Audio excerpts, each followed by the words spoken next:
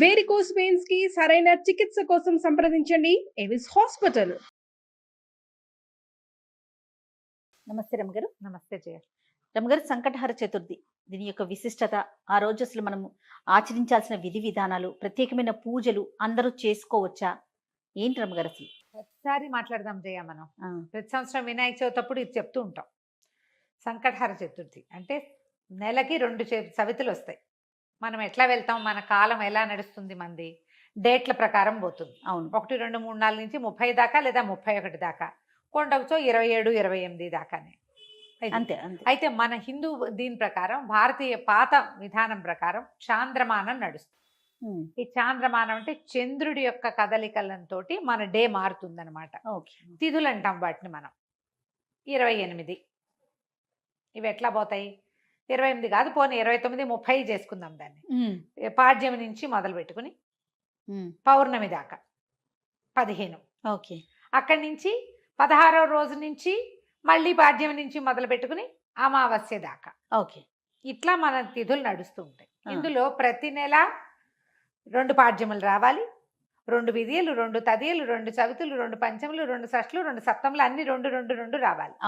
2 రానివి ఏమిటి? ఒకటి పౌర్ణమి, రెండోది అమావాస్య. అవి మాత్రం సింగిల్ డేట్స్. చతుర్దశులు, త్రయోదశులు, దశములు, ఏకాదశులు అన్ని 2 రావాల్సింది. ఏకాదశి నియమం మనకి సాధారణంగా ఉంటుంది. ఎట్లా? శుక్ల ఏకాదశి, బహుళ ఏకాదశి. ఏకాదశి నాడు ఉపవాసం ఉండటం, ద్వాదశి నాడు ద్వాదశ పారణ చేయటం మన తాలూకు హిందూ సంప్రదాయం. అలాగే హిందూ సంప్రదాయం ప్రకారం నెలలో వచ్చే 2 చవితులని మనం వినాయక ఆరాధన చేయవచ్చు. ఓకే. ఈ చవితి ఆరాధన మనం ప్రత్యేకంగా ఎప్పుడు చేస్తాము? వినాయక చవితి చేసుకుంటాం. ఒక శుక్ల చవితి సంవత్సరంలో ఒక్కసారి వినాయక శుద్ధ చవితి నాడు, అది మన భాద్రపద శుద్ధ చవితి నాడు వినాయక వ్రతకల్పం చేసుకుంటాం. వినాయకుడి పుట్టినరోజని, ఆ రోజునే ఆయనకి గణాధిపత్యం లభించిందని, వాళ్ళు ఆయన్ని పూజిస్తే అన్ని విఘ్నాలు తొలగిపోతాయని గణాధ్యక్షుడని ఆయన్ని కొలుచుకుంటాం. అలాగే ప్రతి నెలా వచ్చేటువంటి కృష్ణ చవితి నాడు, బహుళ చవితి నాడు వినాయక ఆరాధన చేస్తే సమస్త విఘ్నాలు తొలగిపోతాయి అనేది ఒక ప్రత్యేకమైన నియమంగా చెప్తారు. ఓకే. ఈ నియమాన్ని మనకంటే ఎక్కువగా తమిళులు పాటించేవారు. వాళ్ళు ఎక్కువ పాటిస్తారు. మనకి జాతకంలో కేతు ప్రభావం ఎక్కువగా ఉన్నా, ఏ పనైనా మొదలుపెట్టి ఎప్పటికీ అవ్వకపోతున్నా, పిల్లలు చదువుల్లో వెనకపడుతున్నారనిపించిన, దీనికి మన ఇంట్లో ఉండాలి వ్రతము నియమము ఏం లేదు. పెద్దవాళ్ళు చెప్పిందే చెయ్యాలి, మన ఇంట్లో లేకపోతే చేయకూడదు అలాంటిది ఉండదు. సార్వజనీయమైన వ్యవహారం, ఎవరైనా చేసుకోవచ్చు. మనమే ప్రాబ్లమ్స్లో ఇరుక్కుంటున్నాం. ఏ పనైనా మొదలు పెడితే అవటం లేదు, అన్ని అడ్డంకులే దానికి. ఓకే. వ్యాపారాలకి, చదువులకి, ఇంట్లో ఏదైనా వస్తువులు తరచుగా పాడైపోవటం, ఇది కూడా జ్ఞాపకం పెట్టుకోండి. మిక్సీ రిపేర్ చేయిస్తావు, వెట్ గ్రైండర్ పడుకుంటుంది. దానికి ఏదో చేయిస్తావు, వాషింగ్ మెషిన్ ప్రాబ్లం వస్తుంది, అది అయిపోయింది, సూయింగ్ మెషిన్ పడుకుంటుంది. ఇట్లా రిపేర్లు చేస్తూ ఉన్న వాళ్ళు ఉంటారు చూడు. నేను కూడా ఉన్నా ఆ లిస్ట్ లో. అవునండి. నేను ఒకటి రిపేర్ చేస్తే ఇంకోటి వస్తుంది. ఒకటి మొదలు పెడితే పాపం లిస్ట్ వస్తూనే ఉంటుంది. మా వాళ్ళ ఇంట్లో ఎక్కిరిస్తున్నారు, ఒకటి రిపేర్ చేయకుండా ఉంచుకుంటే అది ఒకటే ఉంటుంది నీకని. అట్లా ఒకటి వస్తుంది. ఏమీ లేవనుకో, మెళ్ళ పెట్టుకుంటే నల్లపసలు కొలిసేని టిక్కని విరుగుతుంది, ఆ పస విరిగిపోతుంది. నిజంగా నిజం రఘు గారు. చెవిదుద్దులు సీలలు విరిగిపోతాయి. కొంతమంది జాతకాలు ఉంటాయి చూడండి, ఒక వరుసగా వస్తాయి, ఆగితే మళ్ళీ ఆగిపోతాయి. 2 సార్లు 2 బంగారపు వస్తువులు అయినాయి. ఓ వారం ఏమో ఒక 15 రోజుల్లో ఒక మొదటి ఫోర్ట్ నైట్ లో చెవిదుద్దు సీల బిళ్ళ విరిగి చేతిలోకి వచ్చింది, పొల్లేమో ఆ గొట్టంలో ఉండిపోయింది. ఇదేమిట్రా ఇలా అయింది, దీన్ని చేయించాలి అనుకుంటున్నా. సరిగ్గా 15 days తిరగగానే చిన్న గొలుసు ఒకటి పెట్టుకుంటాను నేను, హుక్ దగ్గర విరిగింది. దాన్ని రిపేర్ చేయించా, చెవిది ఈ గొలుసు విరిగింది. గొలుసు ఇంకా రిపేర్ చేయించలేదు, ఉంచారు. మళ్ళీ ఇంకోటి వస్తుందని. నెక్లెస్లు అవి లింకులు ఊడిపోతే ఏం చేస్తాను, అలా అనిపిస్తుంది నాకు. ఇలాంటి వాళ్ళు వీళ్ళందరూ సంకటహర చతుర్థి చేసుకోవచ్చు. సంకటహర చతుర్థి చేసుకుంటే బిజినెస్లో ఇబ్బందులు, చదువుల్లో ఇబ్బందులు, చిన్న చిన్న ప్రమాదాలు, ఇళ్లలో ఏ పని అనుకున్నా అవకపోటాలు, వీటన్నిటికీ సమాధానంగా ఉంటుంది.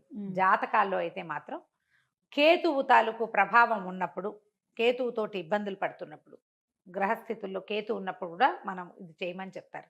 ఏదైనా ఇంటి ప్రయత్నం చేస్తున్నప్పుడు ఆగిపోతుంది, అప్పుడు కొన్ని వారాలు మొక్కుకుని మనం కొన్ని నెలల పాటు చవితులు చేసుకోవచ్చు. ఈ చవితి చేసుకోవడానికి పెద్ద విశేషమైన చేత ఏమీ లేదు. సింపుల్ వినాయక పూజ. ఓకే. దీనికల్లా పగలు ఉపవాసం, చుక్కలు కనపడ్డాక భోజనం. ఆ చుక్కలు కనపడ్డాక ఉండ్రాళ్ళు కుడుములు చేసి బియ్యపు రవ్వతోటి చేస్తాం కదా, అవో మీ ఇళ్లలో ఎలాంటి అలవాట్లు ఉంటే పాలతాకలే పెడతాం వినాయకుడికి అని మీకు అలవాటు అనుకో, పాలతాకలు పెట్టండి, మన అలవాటు ప్రకారం పెట్టుకోవచ్చు. కుడుములో ఉండ్రాళ్ళు ఆయనకి నివేదన చేసి నమస్కారం చేసుకుని చంద్రుని చూసి అన్నం తినేసేయచ్చు. పగలు ఉపవాసం ఉండే సంకష్టి అంటారు మహారాష్ట్రియన్స్, కన్నడిగులు బాగా ఎక్కువ ఉంటారు. మన వైపు తక్కువ, కానీ మన వైపు ఇప్పుడు కనపడుతున్నారు బాగా. నాకు కూడా అలవాటు ఉంది, నేను చేస్తాం. అంటే కమ్యూనిటీ వైజ్ గా చేస్తారా రమ్మగారు? అలా ఏం ఉండదమ్మా, అలా ఏం ఎవరైనా ఇది ఓ పెద్ద పూజ హడావిడి ఏం లేదు కదా, అది ఏకాదశిలానే. ఏకాదశిలాగానే, కాకపోతే మనం వినాయకుడికి కొలుస్తాం. ఇది సంకటహార చతుర్థి. మనకి కష్టాలు ఇబ్బందులు ఉన్నప్పుడు రుణ విమోచన గణపతి స్తోత్రం అని ఒక ప్రత్యేక స్తోత్రం ఉంది. ప్రణమ్య శిరసాదేవం గౌరీపుత్రం వినాయకం ఇలా స్టార్ట్ అవుతుంది. ఆ స్తోత్రం చదువుకోవచ్చు. అబ్బాయి అవేవి రావండి, సుముఖశ్రీగదంతస్య కపిలో గజకర్ణికః మనకు వచ్చు కదా, అంతే. 12 నామాలు అవి చదువుకోండి. వినాయకుడికి కొంచెం గరిక, వాకిట్లో ఎక్కడైనా పెరళ్లలో ఉన్న బాల్కనీ కుండీల్లో ఉంటే గరికని పెక్కకుండా ఉంచుతా నేను, అవి వినాయకుడికి పెట్టుకోవచ్చు అని చెప్పి, బుధవారం నాడు పెట్టచ్చులే అని. ఆ 2 గరిక పోచలు వినాయకుడికి సమర్పించడం, ఉండ్రాళ్ళు సమర్పించి నమస్కారం చేసుకోండి. ఇది చాలా మంచిది. మరి పసుపుతోటి వినాయకుడిని చెయ్యాలి అదేదో సిద్ధాంతంగా చెయ్యొద్దమ్మా, ఎంత సింపుల్గా అయినా చేసుకోవచ్చు. సాయంకాలం సమీపంలో ఉన్న ఏ దేవాలయంలోనే గణపతి చతుర్థులు చేస్తారు. అన్ని చోట్ల వినాయక ప్రతిష్ట ఉన్న ప్రతి చోట సంకటహార చతుర్థి పూజ చేస్తారు. వెళ్ళి గుళ్ళో పూజ చేయించుకోండి, హాయిగా ఇంటికి వచ్చి భోజనం చేయండి, అంతే. కుడుములు ఏమైనా ఉండి మీ గుళ్ళో వాళ్ళు ఒప్పుకుంటే, ఆ దేవాలయం పద్ధతిని బట్టి కదా, ఒప్పుకుంటే మీరే కుడుములు తీసుకెళ్ళి స్వామివారికి అక్కడ నివేదన చేసి అందరికీ ప్రసాదం పంచిపెట్టండి.